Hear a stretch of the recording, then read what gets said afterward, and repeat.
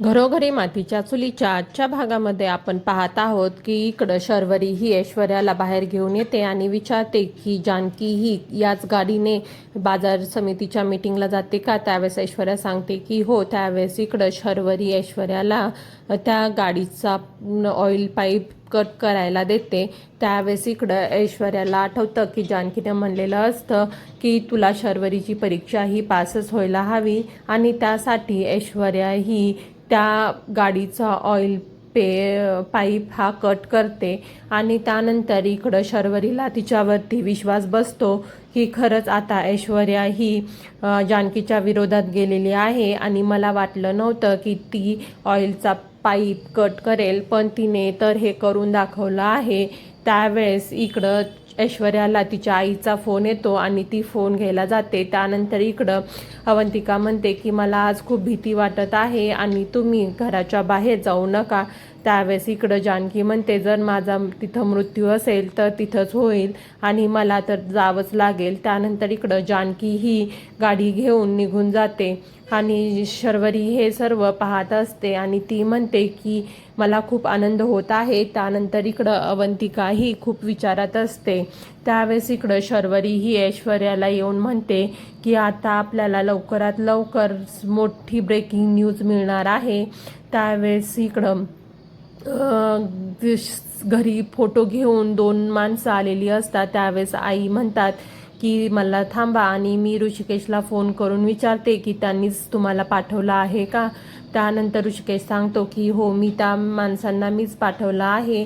आणि ती 2 माणसं फोटो फ्रेम घेऊन येतात आणि त्या फोटोमध्ये हिडन कॅमेरे लावलेले असतात आणि जेणेकरून कोणालाही कळणार नाही की त्यामध्ये कॅमेरे लावलेले आहेत. आणि त्या सर्व फोटो जे त्या डायनिंग टेबलच्या वॉलवरती तसेच सेकंड मजल्यावरती आणि सर्व ठिकाणी लावून देतात. त्यानंतर इकडं बाजार समितीमध्ये ऋषिकेशला सर्वजण विचारत असतात की खूप उशीर झाला आणि वहिनी येणार आहेत का मीटिंगला.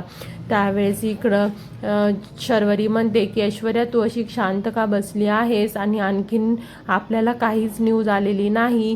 त्यावेळेस इकडं ऐश्वर्या म्हणते की वाट पाहूयात आणि काही ना काही मिळतच असेल.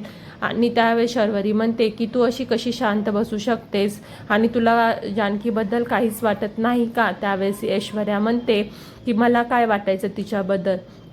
ज्या दिवशी तिनं माझा स्वाभिमानाला ठेच पोहोचवली त्या दिवसापासून मला आणि तिचा काहीच संबंध नाही आहे आणि मला तिच्याबद्दल विचारही येत नाही.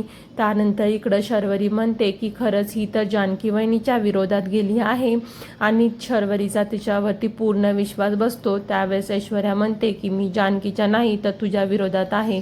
त्यानंतर इकडं अवंतिका ही जानकीला फोन करत असते, पण जानकी वहिनी काही फोन उचलत नाही. त्यावेळेस ती ऐश्वर्याला आवाज देऊन बोलवते आणि म्हणते की मला लिंबू पाणी प्यायचं आहे, पण साखर खालच्या डब्यातली संपली आहे आणि मला वरचा डब्बा काढून दे. त्यानंतर दोघीही किचनमध्ये येतात आणि अवंतिका म्हणते की जानकी फोन उचलत नाही. त्यावेळेस ऐश्वर्या ही घाबरते आणि तीही फोन ट्राय करते, पण तिचाही फोन जानकी उचलत नाही. त्यावेळेस इकडं ऐश्वर्या म्हणते मी तर तिला सांगितलं होतं आणि इशाराही दिला होता, मे बी तिनं पाहिलं नाही का हे सगळं काय सुरू आहे आणि तीही घाबरून जाते. त्यावेळेस अवंतिका म्हणते की ऐश्वर्या तू हे काय केलं आहे. त्यावेळेस इकडं ऐश्वर्या अवंतिकाला म्हणते की मला जानकीच्या विरोधात तू काही सांगू नको आणि का तिथं शर्वरी आलेली असते हे अवंतिकाला माहीत नसते. त्यावेळेस इकडं ऐश्वर्या म्हणते की मी अवंतिकाला चहा लिंबू पाणी देत आहे तर तुझ्यासाठी पण बनवू का. त्यावेळेस शर्वरी म्हणते की नको आणि मी माझं कॉफी घेईन आणि ती कॉफी बनवायला घेते. त्यावेळेस ऐश्वर्या ही अवंतिकाला लिंबू पाणी करून देते आणि म्हणते की मला याच्यानंतर तू जानकीच्याबद्दल काहीच सांगू नको आणि तू प्रेग्नेंट आहेस म्हणून मी तुझ्याबद्दल सोबत छान वागत आहे.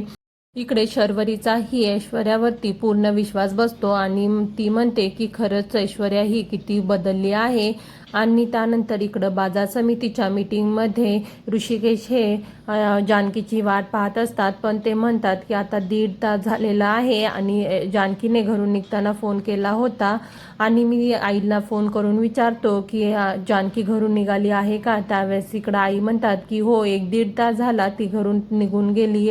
तेव्हा ती म्हणते की मी घरी कोणाला काही माहीत असेल तर विचारते. आणि त्यानंतर इकडं आई या घरातील ऐश्वर्या, शर्वरी आणि अवंतिका यांना आवाज देतात. त्यानंतर इकडे सगळेजण किचनमध्ये असतात. त्यावेळेस आई येऊन म्हणतात की जानकीचा तुम्हाला काही फोन आला होता का, आणि ती आणखीन बाजार समितीमध्ये पोहोचलेली नाही आहे आणि आत्ताच ऋषिकेश रावांचा फोन आला होता. त्यावेळेस इकडं सगळेजण म्हणतात की अवंतिका म्हणते की मीही वहिनीला फोन करायचा प्रयत्न करत आहे पण वहिनीचा फोन लागत नाही. त्यावेळेस इकडं शर्वरी म्हणते की आई काय झालं आणि तू एवढं घाबरलेली का आहेस. त्यानंतर इकडं शर्वरी आईला घेऊन बाहेर जाते. त्यानंतर इकडं अवंतिका ऐश्वर्याला म्हणते की ऐश्वर्या तू हे काय केलं आहेस आणि तू जानकीच्या जीवाशी खेळत आहेस. त्यावेळेस इकडं ऐश्वर्या म्हणते की अवंतिका तुला जेवढा त्रास होत आहे तेवढाच त्रास मलाही होत आहे, पण माझ्या मागे शर्वरी असते म्हणून मला ते चेहऱ्यावरही आणता येत नाही. तेवढ्यामध्ये तिथं जानकीचा फोन येतो आणि त्यानंतर इकडं आई या विचार करत असतात की ही जानकी कुठे गेली आणि फोनही का उचलत नाहीये. आणि त्यानंतर खूप वेळ झाला म्हणून ती वाट पाहत असतात. त्यावेळेस शर्वरी सुचवते की आपण पोलिसांना सांगूयात का. त्यावेळेस ऐश्वर्या म्हणते की पोलिसांना कशाला, आणि ती येतच असेल कुठेतरी दुसऱ्या कामासाठी गेली असेल. त्यावेळेस इकडं सगळेजण घाबरून जातात की आणखीन कस का ती घरी आलेली नाही. आणि त्यावेळेस आई म्हणतात की हो ती कधी असं करत नाही. त्यानंतर ऋषिकेश म्हणतात की आता खूप उशीर झाला आहे आणि मला जाऊन बघावं लागेल की जानकी कुठे आहे. त्यावेळेस बाजार समितीतील लोकांना सांगतात की आपण नंतर भेटूयात आणि ऋषिकेशही शोधायला